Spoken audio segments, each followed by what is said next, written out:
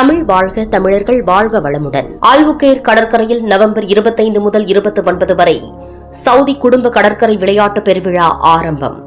November 25 முதல் 29 வரை Saudi அரேபியாவின் குடும்பத்தை மையமாக கொண்ட முதல் கடற்கரை விளையாட்டு விழாவான ரம்லியா அல்புகேர் கடற்கரையில் நடக்க உள்ளது.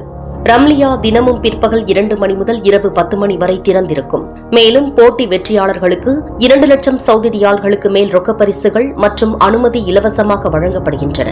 இந்த நிகழ்வில் ஆண் மற்றும் பெண் கடற்கரை போட்டிகள், உள்ளூர் விளையாட்டுக் குழுக்கள், அணிகள் ரொக்கப் பரிசுகள் மற்றும் பதக்கங்களுக்காக போட்டியிடும்.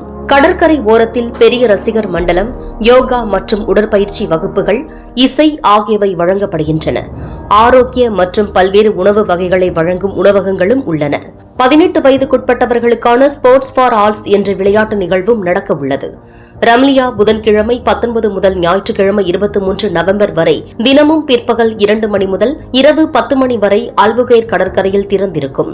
கூடுதலாக அல்கோபர் மற்றும் அல்காஃபில் இருந்து இலவச ஷட்டில் பேருந்துகள் கிடைக்கும். வருகை மற்றும் போட்டிகளில் பங்கேற்பதற்கான பதிவு கட்டாயமாகும்.